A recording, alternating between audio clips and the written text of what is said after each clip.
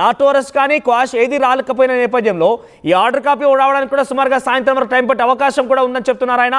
ఈ నేపథ్యంలో ఆయన అరెస్ట్ తథ్యంగా కనబడుతోంది. సాయంత్రం అరెస్ట్ చేసే అవకాశం ఉన్నట్టుగా పెద్ద ఎత్తున తెలుస్తుంది. ఒకసారి ఈ విషయం పైన వెంటనే రియాక్షన్స్ అంటున్నాయి. పొలిటికల్ గా కూడా చాలా మంది రియాక్ట్ అవుతున్నారు. ఒకసారి కాంగ్రెస్ నాయకుడు అద్దంకి దయాకర్ రియాక్ట్ అయ్యారు. ఈ విషయం పైన ఆయన ఏం మాట్లాడారో చూద్దాం.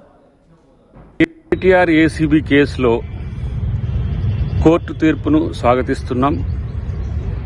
అవినీతి జరిగిన దగ్గర అసలు విచారణే వద్దని చెప్పి కేటీఆర్ కోర్టుకు పోవడం అనేది అప్రజాస్వామికమని కోర్టు చెప్పడం దీనికి ఒక ఉదాహరణ. అన్నిటికంటే ముఖ్యంగా ఏంటంటే దొంగతనం చేసిన తర్వాత ఆ దొంగతనాన్ని దొంగతనం కాదు అని నిరూపించడానికి శతవిధాల ప్రయత్నం చేస్తున్న పరిస్థితి మనం గమనిస్తున్నాం.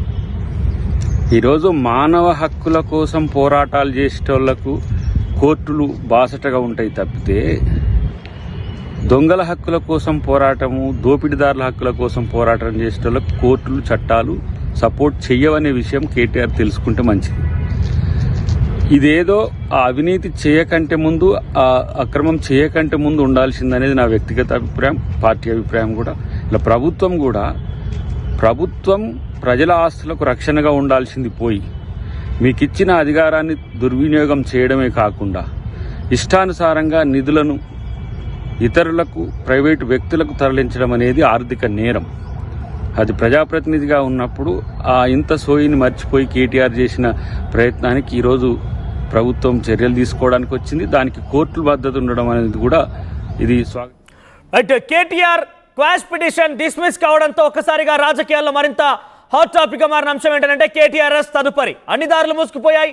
కేటీఆర్ అరెస్ట్ తథ్యంగా కనబడుతోంది. ఈరోజు సాయంత్రం కల్లా కేటీఆర్ అరెస్ట్ చేసే అవకాశం ఉన్నట్టుగా రాజకీయాల్లో మరొక చర్చ ప్రారంభమైంది. ఈ నేపథ్యంలో నందినగర్ ఇంటికి చేరుకుంటున్నారు, కేటీఆర్ ఇంటికి చేరుకుంటున్నారు బీఆర్ఎస్ శ్రేణులు, ముఖ్యంగా బీఆర్ఎస్ పార్టీ నాయకులు.